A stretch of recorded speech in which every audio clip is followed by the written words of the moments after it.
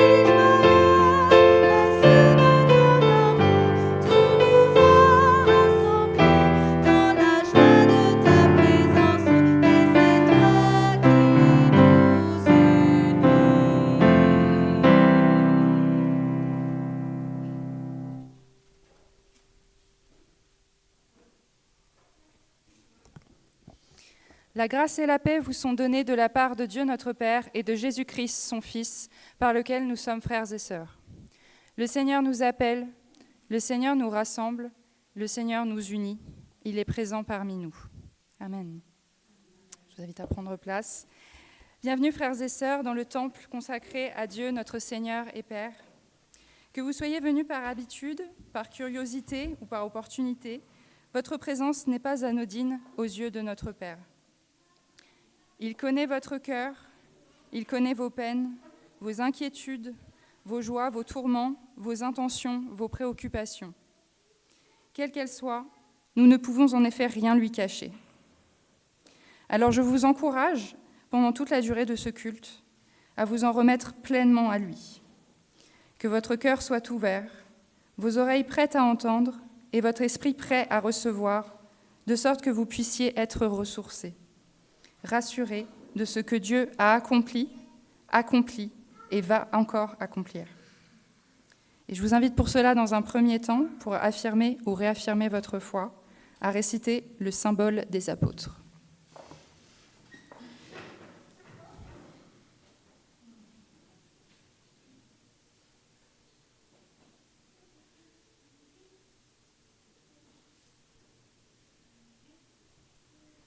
Je crois en Dieu, le Père Tout-Puissant, Créateur du ciel et de la terre. Je crois en Jésus-Christ, son Fils unique, notre Seigneur, qui a été conçu du Saint-Esprit et né de la Vierge Marie. Il a souffert sous Ponce Pilate, il a été crucifié, il est mort, il a été enseveli, il est descendu aux enfers, le troisième jour, il est ressuscité des morts. Il est monté au ciel, il siège à la droite de Dieu, le Père Tout-Puissant. De là, il reviendra pour juger les vivants et les morts. Je crois en Saint-Esprit, la Sainte Église universelle, la communion des saints, la rémission des péchés, la résurrection de la chair et la vie éternelle. Amen. Vous pouvez prendre place. Je vais appeler Andrea pour les annonces.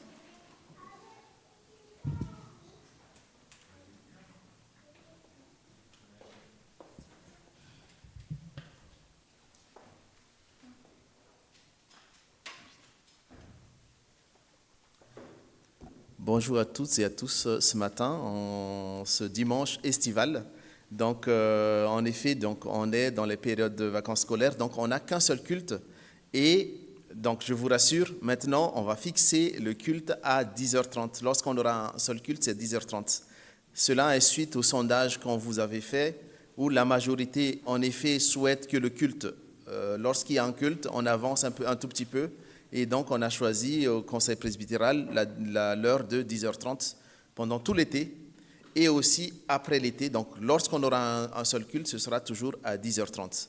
Et on va vous préparer aussi un feuillet pour mémoriser justement les dates lorsqu'il y aura des deux cultes ou un seul culte. Et ce sera affiché aussi au tableau en dehors pour que chacun puisse regarder et être informé de l'heure du culte. Mais en tout cas, voilà, bravo pour ce matin où vous êtes à l'heure à 10h30. En termes d'annonces, les activités pendant les vacances scolaires sont en pause, du coup, ça reprendra à la rentrée. Donc notre culte de rentrée, c'est le 14 septembre. Vous pouvez déjà noter dans l'agenda, 14 septembre, culte de rentrée, suivi d'un repas, comme on a l'habitude de faire, où on profite aussi de ce temps pour se retrouver après les vacances et voilà, et aussi échanger. Et donc, 14 septembre, culte de rentrée. Pendant cette vacances scolaires, bon, là, la famille pastorale est également en vacances. On n'a que le groupe de prière de mardi qui est maintenu, mais à distance par Zoom à 14h. Donc, pour ceux et celles qui veulent suivre toujours l'activité du groupe de prière, ce sera mardi à 14h, mais par Zoom à distance. Et les autres dates, du coup, on a aussi la date du dimanche d'après, donc la journée du patrimoine. Là, je vous ai dit 14 septembre, mais le dimanche d'après, il me semble, je vais vérifier, c'est le 22, 21, donc ce sera journée du patrimoine. Et ça fait déjà 2 ou 3 ans où on ouvre notre temple également pour la journée du patrimoine. Donc les informations vont vous seront données début septembre sur qu'est-ce qu'il y aura pendant cette journée du patrimoine dans notre temple. Donc ce sera ouvert le samedi et le dimanche du 20-21 septembre. Et aussi ce samedi, donc si, alors je regarde la date, donc si, hop, donc le samedi 20 septembre, il y aura ce que je disais tout à l'heure, l'ouverture pour la journée du patrimoine, mais à 18h, on a réservé aussi un apéro après-midi d'accueil pour les nouveaux. C'est le moment de présenter les différents services au temple, le moment aussi d'échanger par rapport aux différents responsables ou ceux et celles qui veulent œuvrer également, que ce soit pour la louange, pour le ministère d'accueil, pour la projection ou pour la commission maintenance. Donc en fait, il y aura un après-midi de convivialité autour d'un apéro pour aussi présenter les activités aux nouveaux, mais pas que, à ceux aussi qui sont intéressés pour œuvrer justement dans les différents ministères ou dans les différentes commissions qui existent au sein de notre paroisse à Mantes. Je pense qu'en termes d'annonce, je vais m'arrêter là. Vous recevrez toujours les news, que ce soit via WhatsApp, que ce soit via mail, pour les différentes semaines de l'année, même si c'est les vacances scolaires. Merci à tous et puis on va continuer le culte. Par les offrandes, du coup? Oui, par les offrandes.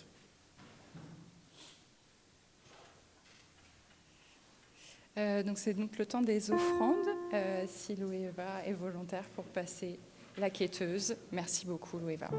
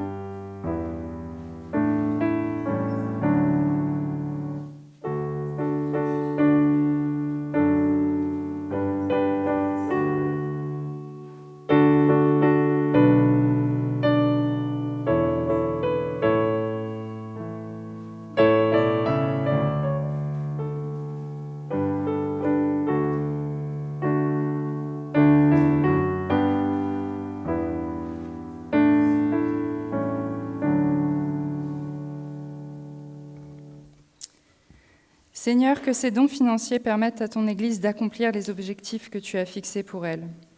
Permets-nous de ne voir ni trop grand ni trop petit, mais selon ce que tu as décidé et permis. Merci car tu nous enseignes que l'argent, aussi précieux puisse-t-il paraître, n'a aucune valeur à tes yeux. Comme il est dit dans Luc 12, verset 15, « Gardez-vous avec soin de toute avarice, car la vie d'un homme ne dépend pas de ses biens, fût-il dans l'abondance. » Ou encore, le psaume 119, verset 36, « Incline mon cœur vers tes préceptes et non vers le gain. » Merci Seigneur, merci Loéva pour ta participation et merci pour vos dons. Comme brièvement évoqué au début de ce culte, en effet, Dieu connaît nos cœurs. Jésus sur terre était capable de connaître nos pensées. Prenons ce passage de Marc 2 ou Matthieu 9, j'ai choisi la version Matthieu 9, versets 2 à 8. Et voici, on lui amena un paralytique couché sur un lit. Jésus, voyant leur foi, dit au paralytique, « Prends courage, mon enfant, tes péchés te sont pardonnés. » Sur quoi quelques scribes dirent au dedans d'eux, « Cet homme blasphème. » Et Jésus, connaissant leurs pensées, dit, « Pourquoi avez-vous de mauvaises pensées dans vos cœurs ? Car lequel est le plus aisé, de dire, « Tes péchés sont pardonnés » ou de dire, « Lève-toi et marche » ? Or, afin que vous sachiez que le Fils de l'homme a sur la terre le pouvoir de pardonner les péchés, « Lève-toi, dit-il au paralytique, prends ton lit et va dans ta maison. » Et il se leva et s'en alla dans sa maison. Quand la foule vit cela, elle fut saisie de crainte et elle glorifia Dieu qui a donné aux hommes un tel pouvoir. Seigneur, en effet, tu nous connais tels que nous sommes, tu connais nos pensées, aussi mauvaises puissent-elles être.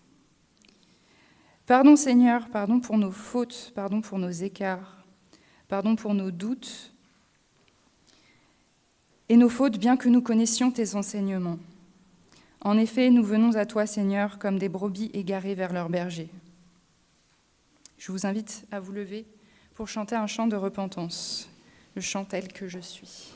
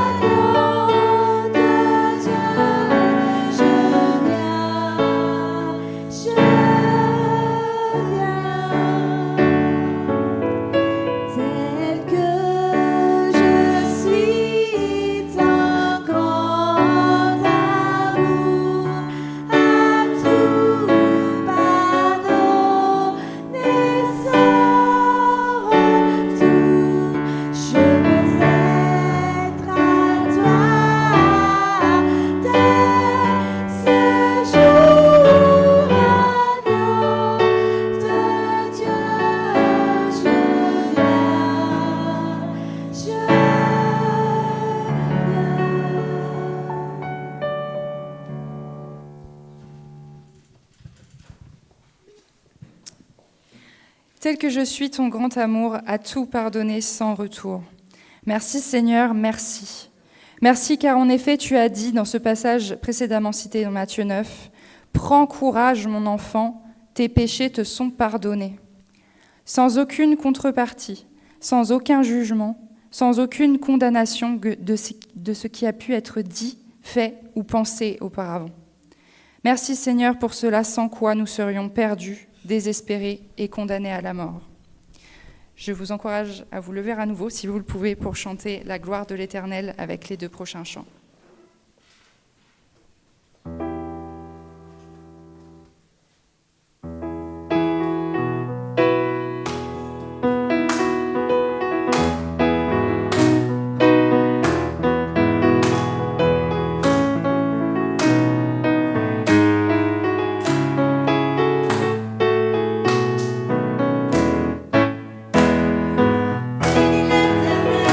L'éternel, mon âme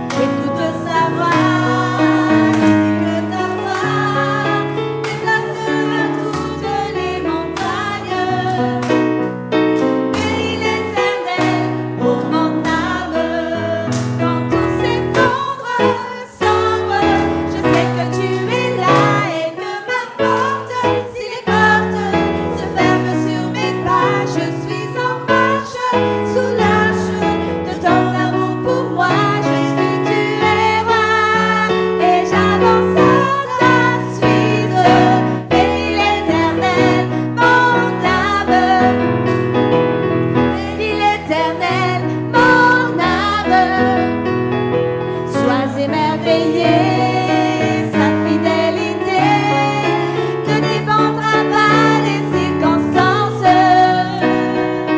Bénis l'Éternel, mon âme. Bénis l'Éternel, mon âme. Écoute sa voix, il dit que ta foi déplacera toutes les montagnes. Bénis l'Éternel, ô mon âme.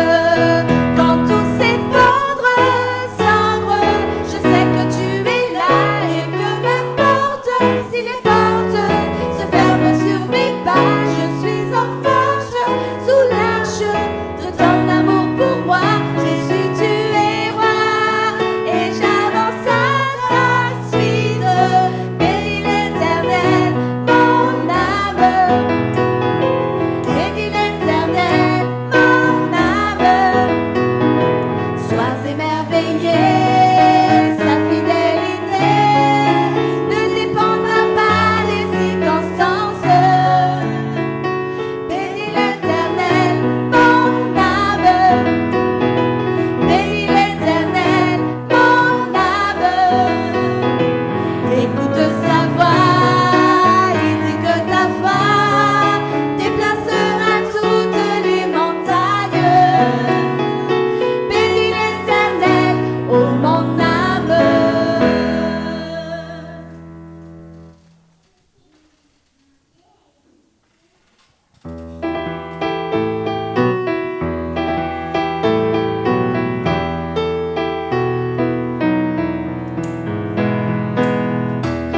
C'est merveilleuse sont toutes tes œuvres, ô Seigneur, notre Dieu tout-puissant. Juste et véritable sont toutes ta volonté, toi le roi éternel, qui sur la terre et dans le ciel est semblable à toi. Tu règnes sur tout l'univers, Dieu d'Israël.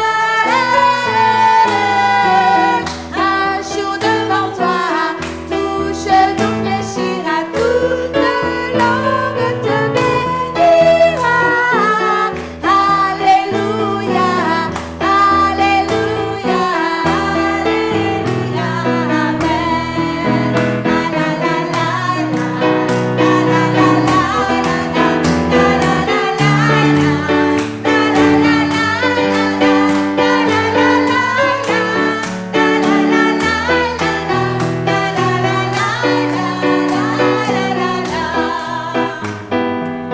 Grandes et merveilleuses sont toutes tes œuvres, ô Seigneur, notre Dieu tout-puissant. Juste et véritable sont toutes ta volonté, toi le roi éternel, qui sur la terre et dans le ciel est semblable à toi. Tu règnes sur tout l'univers, Dieu d'Israël. Un jour devant toi, tout genou fléchira, toute langue te bénira. Alléluia, alléluia, alléluia, amen.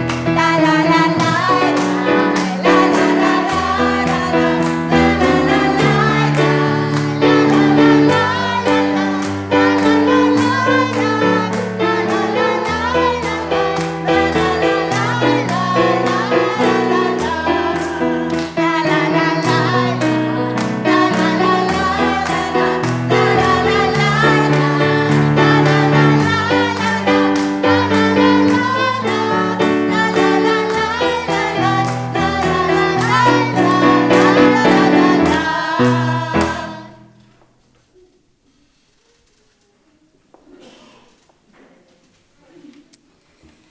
En effet, grandes et merveilleuses sont toutes tes œuvres, Seigneur. C'est en effet le moment de partager, si vous le souhaitez, les œuvres de Dieu dans vos vies. Des faits récents ou peut-être plus anciens, des événements bénins ou exceptionnels, mais qui témoignent de son amour et de sa grandeur. Le micro est à disposition. N'hésitez pas à lever la main si vous avez souhaité partager une action que Dieu aurait pu faire dans votre vie, que vous avez constatée ou ressentie.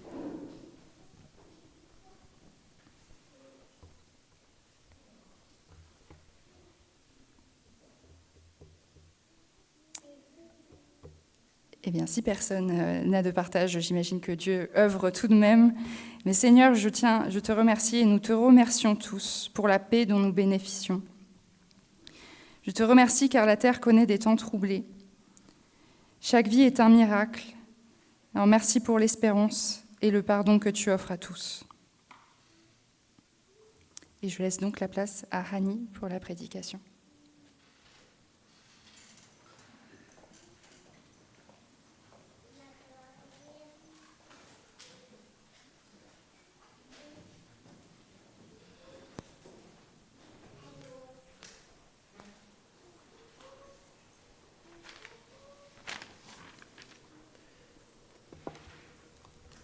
Bonjour à toutes, bonjour à tous. Je ne sais pas si c'est exprès que personne n'a levé la main pour les actions de grâce, mais ça me permet peut-être d'avoir plus de temps pour m'étaler. Donc voilà, si quelqu'un veut un café, qu'il le prenne maintenant. La lecture principale de ce matin se trouve dans le livre des Actes, et le chapitre 20, je ne sais pas si ça va s'afficher ou pas. En fait, l'histoire est la suivante, c'est qu'il y a eu un tumulte là où Paul était, et puis c'était la fin de sa présence dans cet endroit, et il allait partir. Il allait partir définitivement, il allait vers Jérusalem, et à Jérusalem, il savait que des tribulations l'attendaient. Et donc, à partir du verset 17, cependant, de Milet, Paul envoya chercher à Éphèse les anciens de l'Église. Lorsqu'ils furent arrivés vers lui, il leur dit « Vous savez de quelle manière, depuis le premier jour, je suis entré en Asie. Je me suis sans cesse conduit avec vous, servant le Seigneur en toute humilité, avec larmes et au milieu des épreuves que me suscitaient les embûches des Juifs.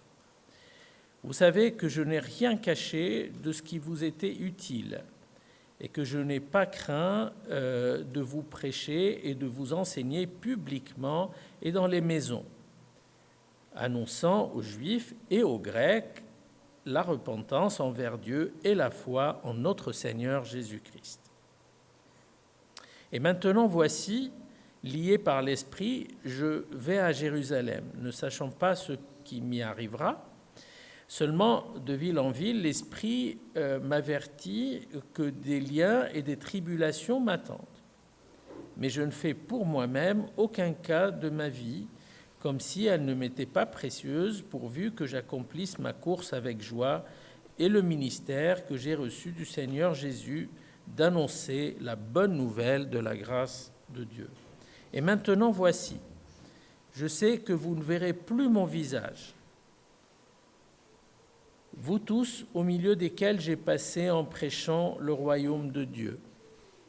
C'est pourquoi je vous déclare aujourd'hui que je suis pur du sang de vous tous, car je vous ai annoncé tout le conseil de Dieu sans en rien cacher. Prenez donc garde à vous-même et à tout le troupeau sur lequel le Saint-Esprit vous a établi évêque pour paître l'Église de Dieu, pour paître l'Église de Dieu qui s'est acquise par son propre sang. Je sais qu'il s'introduira parmi vous, après mon départ, des loups cruels qui n'épargneront pas le troupeau et qui s'élèvera du milieu de vous des hommes qui enseigneront des choses pernicieuses pour entraîner les disciples après eux. Veillez donc, vous souvenant que durant 3 années, je n'ai cessé nuit et jour d'exhorter avec larmes chacun de vous. Et maintenant, Je vous recommande à Dieu et à la parole de sa grâce, à celui qui peut édifier et donner l'héritage, avec tous les sacrifices. Je n'ai désiré ni l'argent, ni l'or, ni les vêtements de personne. Vous savez vous-même que ces mains ont pourvu à mes besoins et à ceux des personnes qui étaient avec moi. Je vous ai montré de toute manière que c'est en travaillant ainsi qu'il faut soutenir les faibles et se rappeler des paroles du Seigneur Jésus qui a dit lui-même « Il y a plus de bonheur à donner qu'à recevoir ». Après avoir parlé ainsi, il se mit à genoux, il pria avec eux, et tous fondirent en larmes en se jetant au cou de Paul. Ils l'embrassaient, affligés surtout parce qu'il avait dit qu'il ne verrait plus son visage, et ils l'accompagnèrent jusqu'au navire.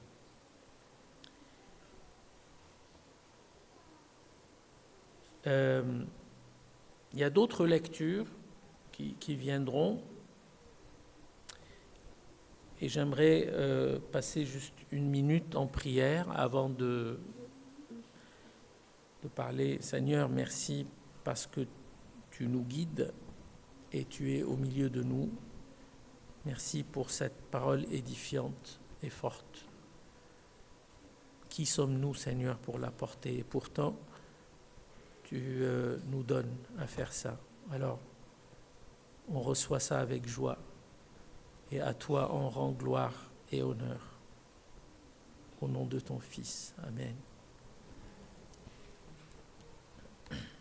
Alors, il est difficile de rentrer dans tous les détails de ce texte, mais globalement, Paul était en train de partir vers Jérusalem, et il était en train de partir définitivement.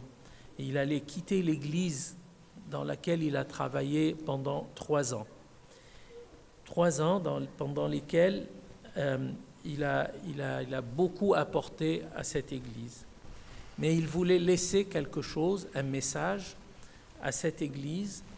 Et avec ce message, cette Église avait pour mission de continuer à se construire et en même temps de se protéger. Alors, de continuer à se construire dans la parole de Dieu, il le dit lui-même, et de continuer à se protéger de du mauvais enseignement et de la mauvaise et la fausse doctrine.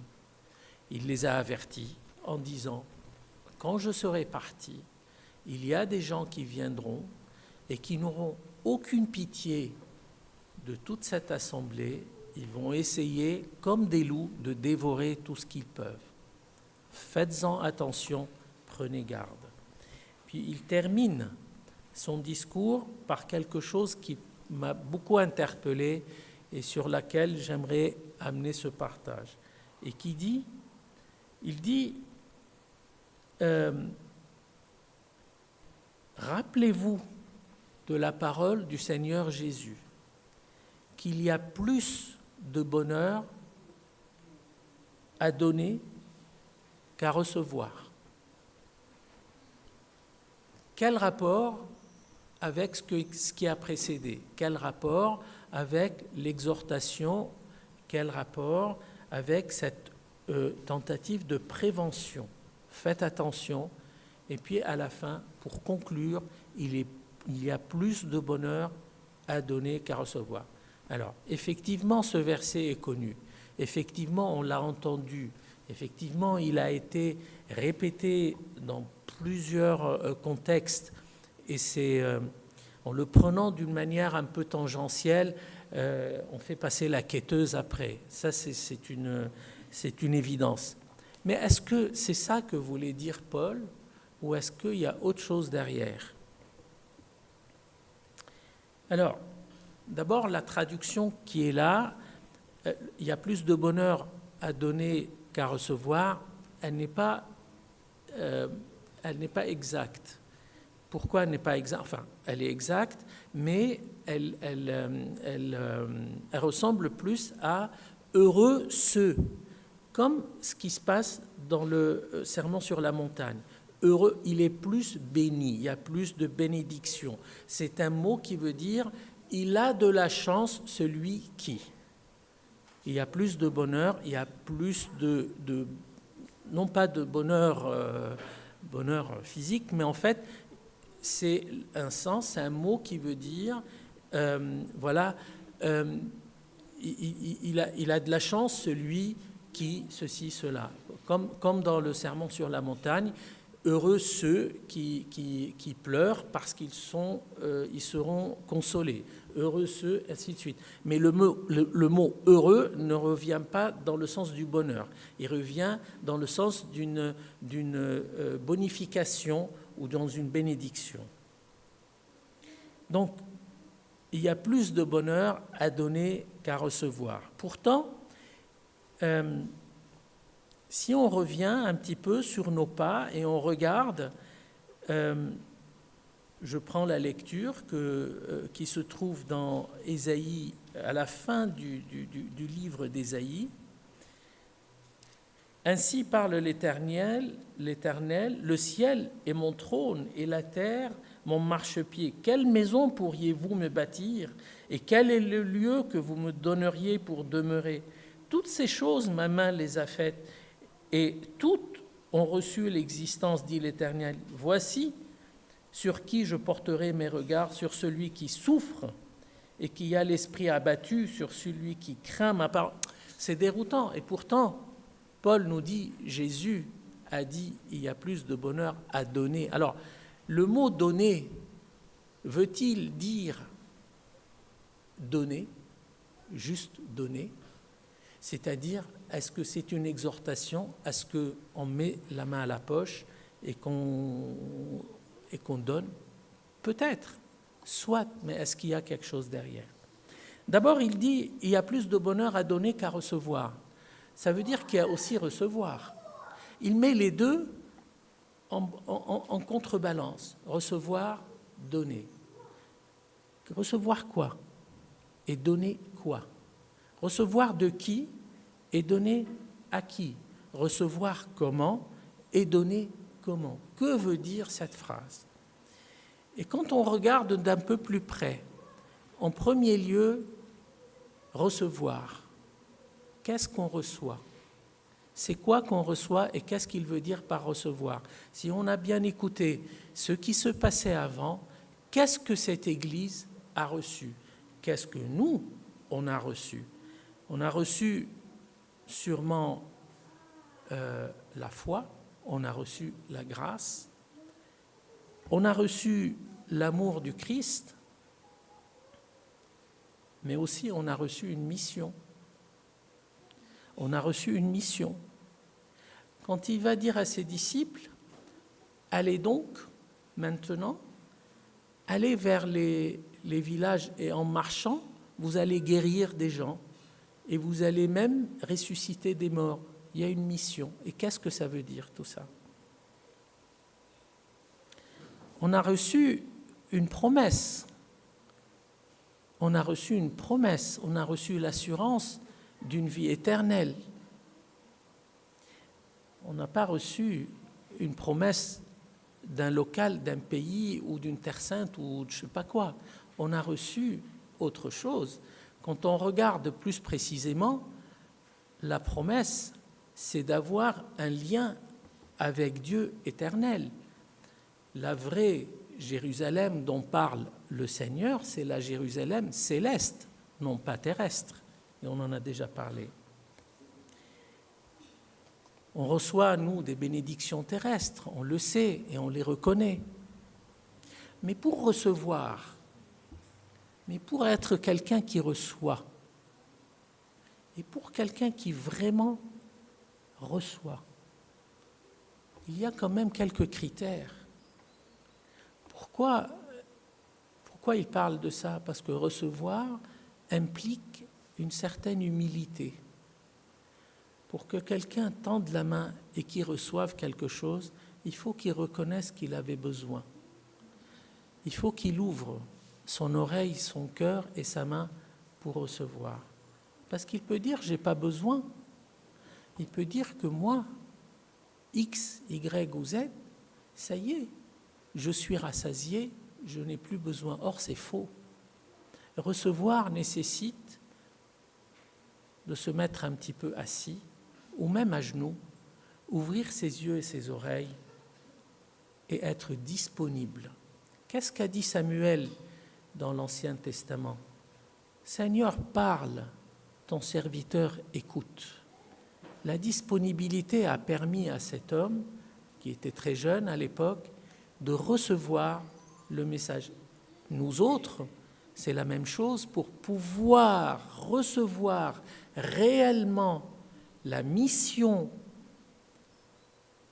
et l'ordre et la plénitude de cette mission de Jésus, il faut, dans notre vie, un peu de silence.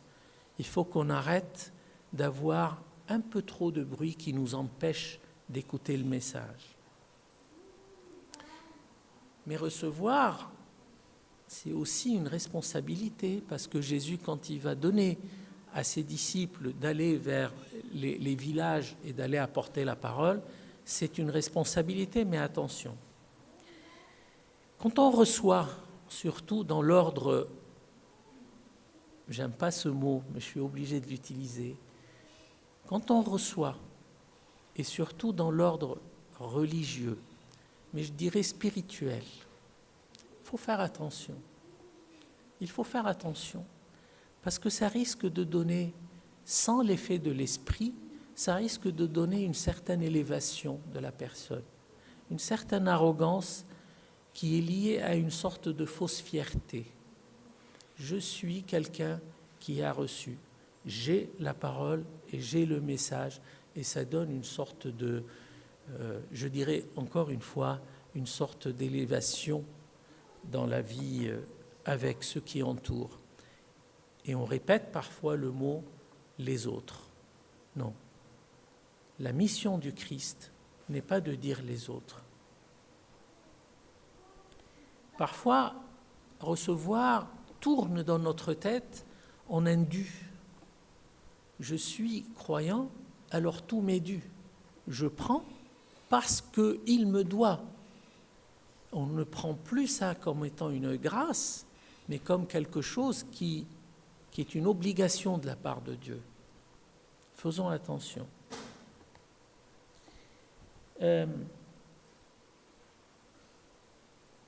Autrement, on a reçu la paix du Christ et non pas celle du monde. On a reçu le nom du Christ. Quelqu'un qui adhère à Jésus, qui ouvre son cœur, s'appelle chrétien. Pourquoi s'appelle chrétien? Parce que le nom du Christ lui a été donné.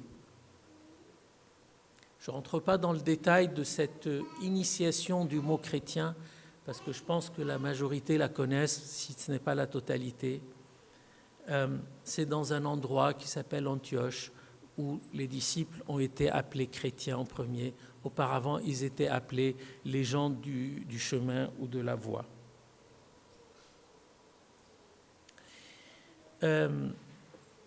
Venons maintenant à l'autre versant.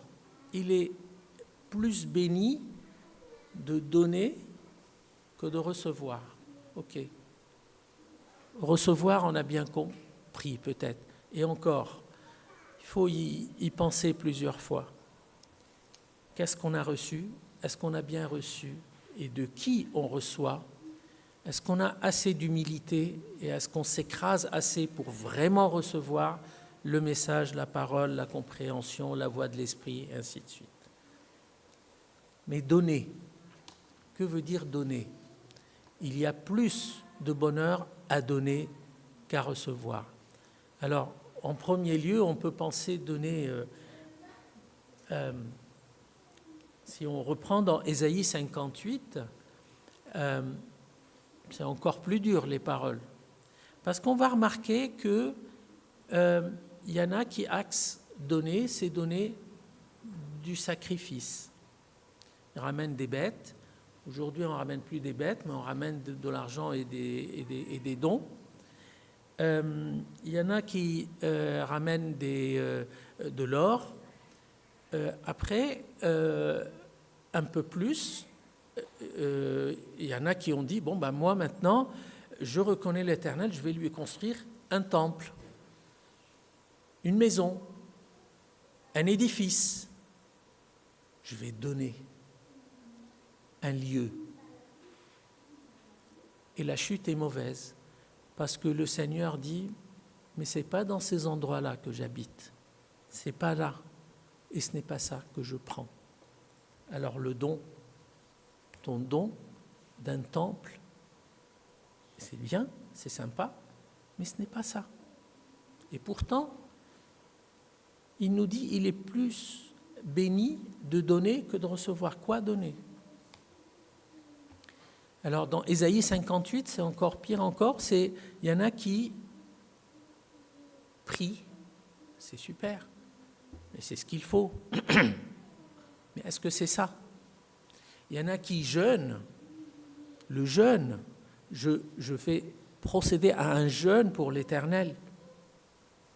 C'est très très bien, mais est-ce que c'est suffisant? Ou est-ce que c'est ça le sens? Aider l'autre. Super, on a les maraudes, on a les... C'est magnifique. Mais est-ce que ça s'arrête là? La réponse est non. La réponse est non parce que, en fait, le mot « donner », il prend sa valeur quand on regarde le caractère du Christ. Ça veut dire quoi? Ça veut dire que donner devient quelque chose qui ressemble plus à un état d'esprit, non pas à un acte volontaire.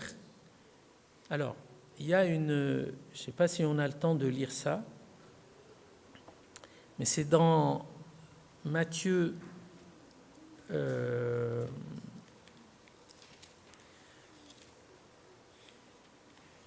crois que c'est Matthieu 25.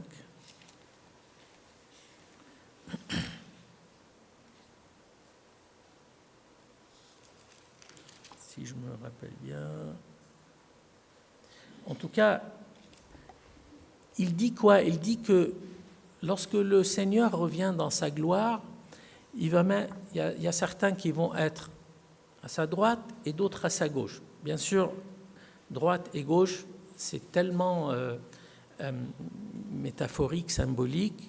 Il n'y a pas droite à droite et gauche à gauche. C'est certains par ici et d'autres par là. Et certains il va leur dire, venez hériter la promesse que je vous ai faite, parce que j'avais faim, vous m'avez donné à manger. Vous connaissez ce passage. J'avais soif, vous m'avez donné à boire. Et ils vont répondre quoi? Et ils vont répondre, mais quand est-ce que tu as eu faim ou soif? Quand est-ce que tu étais malade? Et il va répondre, chaque fois que vous...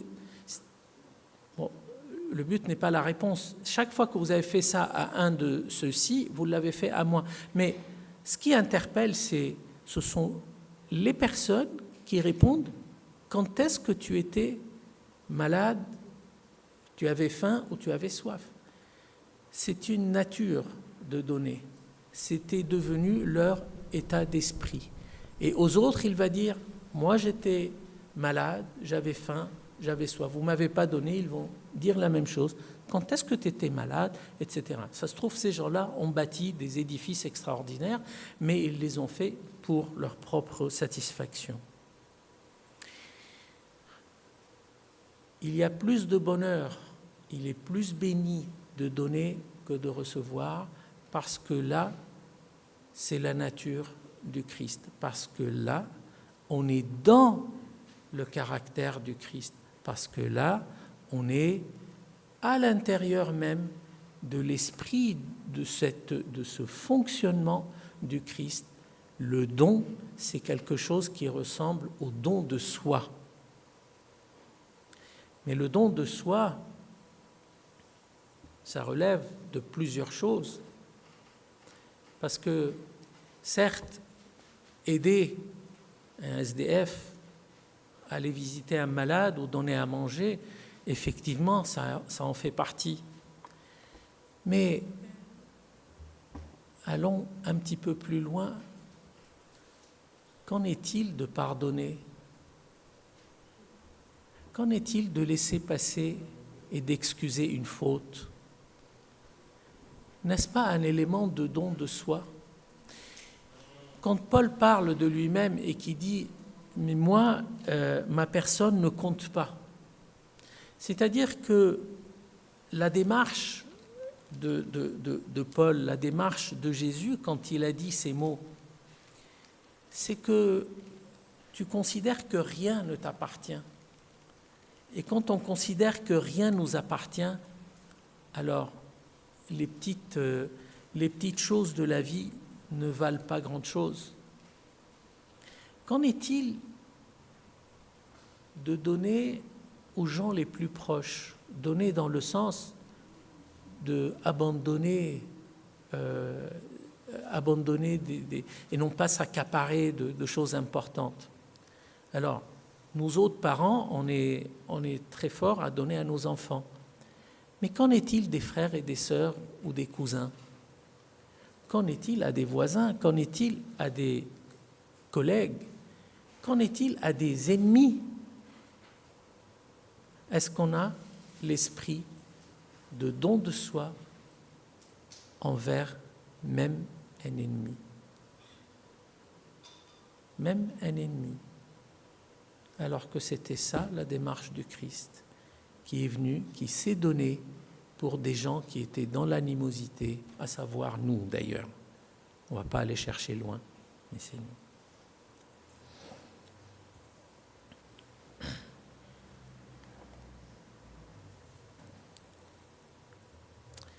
Quand quelqu'un, comme le dit Jean, quand quelqu'un est ancré dans la vigne, il fonctionne par la sève de la vigne. Comme le dit dans Jean 15, celui qui est attaché à la vigne, qui est le Christ, à ce moment-là, cette sève lui permettra de donner des fruits de la vigne. Autrement, Jésus avait dit une fois, faites attention aux faux prophètes. De leurs œuvres, vous les connaîtrez. De leurs fruits, vous allez savoir qui ils sont. Vous ne pouvez pas obtenir du cactus des raisins et ainsi de suite. Et on connaît ce verset.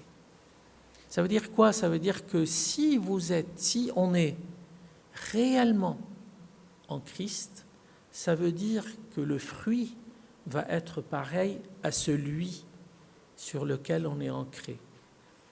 Et si on ne l'est pas, il n'y aura pas ce fruit-là. Et c'est peut-être là le sens qu'il est béni de donner, parce que Christ a donné et il donne et il donnera.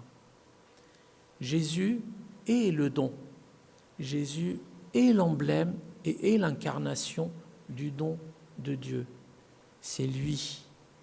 Celui qui est en Christ saura ce que ça veut dire de donner. Donner, réellement donner. Certes du bien matériel, mais surtout donner en tant que témoignage. Donner en tant que Bible vivante, marchant. Il y a quelqu'un, un jour, un jeune, qui était venu à une réunion et puis il nous a dit une phrase qui nous a marqués tous.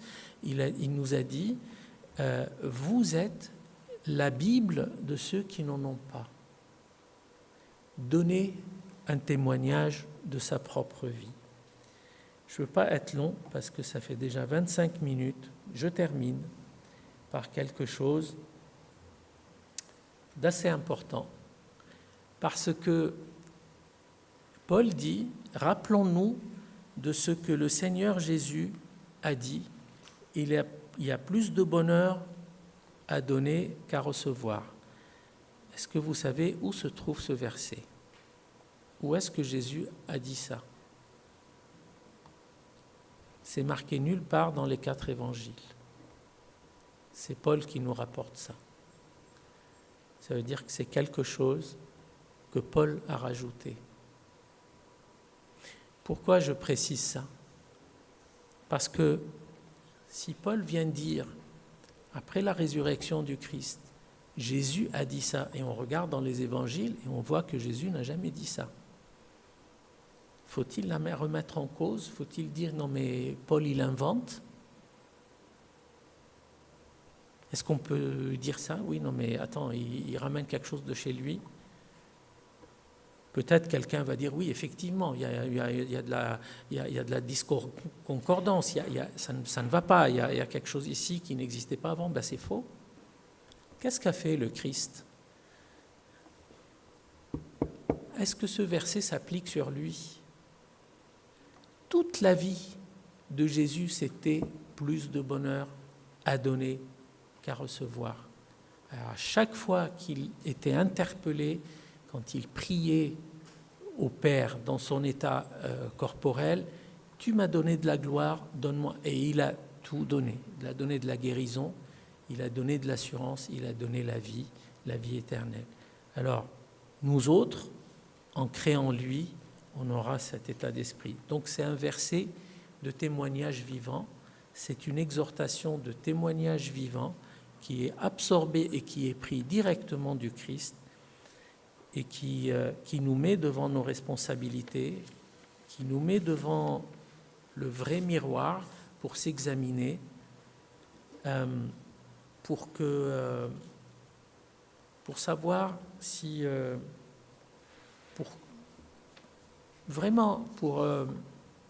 pour grandir. Parce que, mine de rien, état d'esprit de donner permet de ne pas voir les défauts de l'autre. Aller vers autrui parce qu'il y a un besoin. Et j'en passe, il y a beaucoup à dire. Donner nous permet nous-mêmes de savoir qu'on est...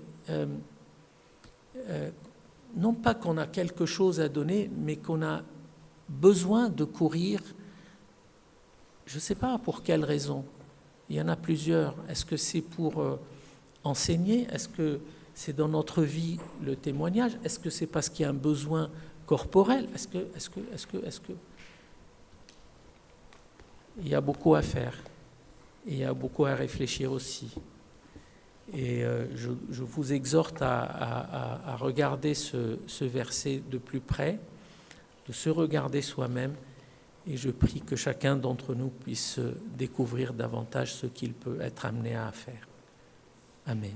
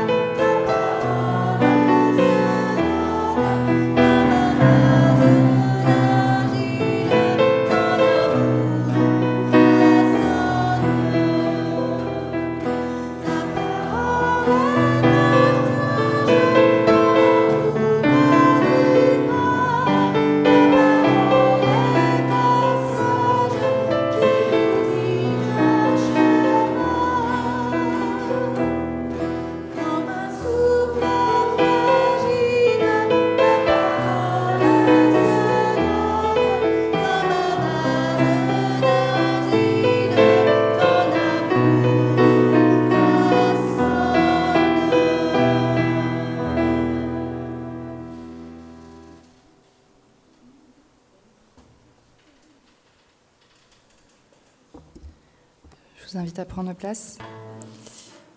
Nous allons prendre un temps de prière, d'intercession donc pour les autres. Prions. Oui Seigneur, nous te prions pour tant de sujets qu'il serait difficile de tous les évoquer. Mais nous savons Seigneur que tu es tout-puissant, que ce qui est à venir est bien plus grand. Pour autant, Père, donne du réconfort aux opprimés, aux malades, aux endeuillés. Que ta parole vienne rassurer ceux qui ont peur. Fais-leur entendre ta voix. Que ta main entoure les cœurs brisés et les corps meurtris. Qu'elle soulage les blessures et éloigne les tourments.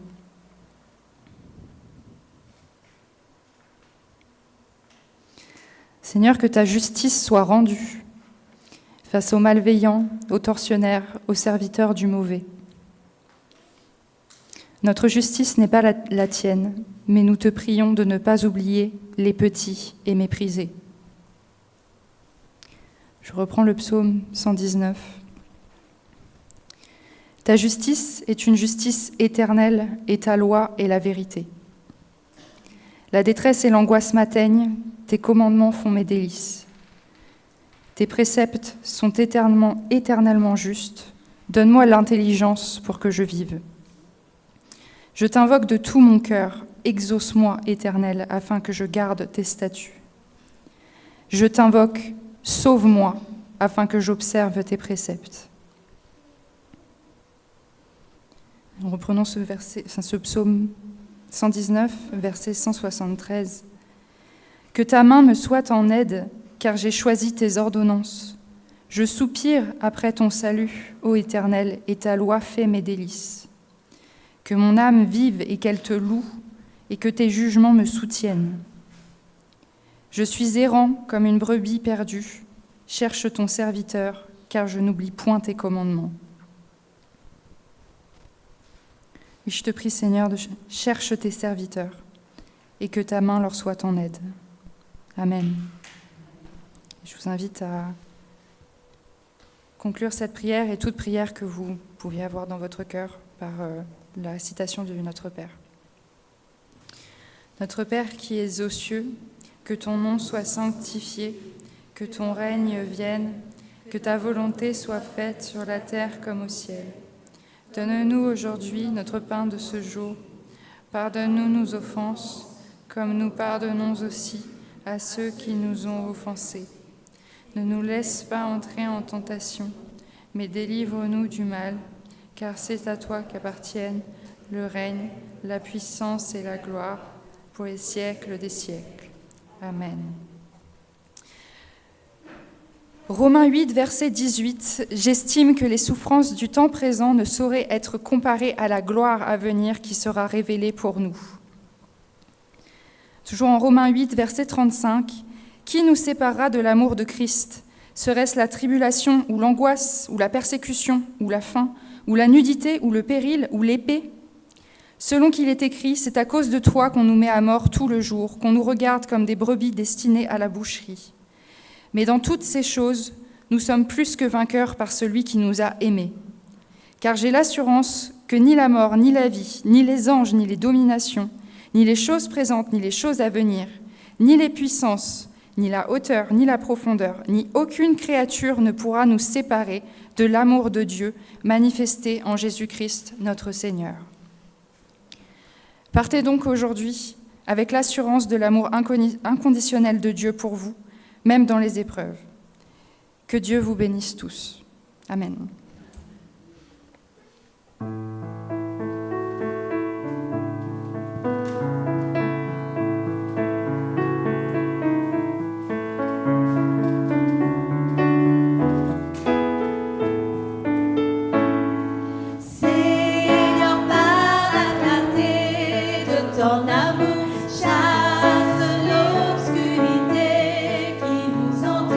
Jésus, toi la lumière qui nous éclaire.